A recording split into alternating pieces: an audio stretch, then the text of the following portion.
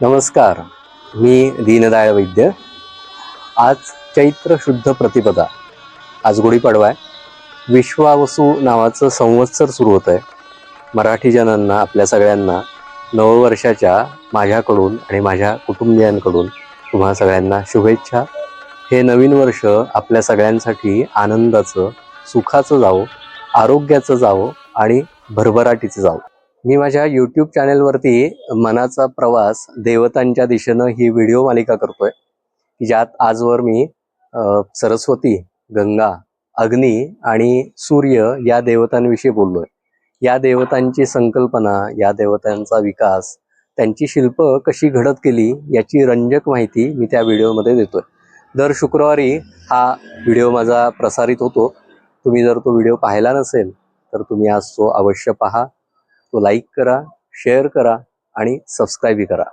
भेटूया माझ्या चॅनेलवर. धन्यवाद.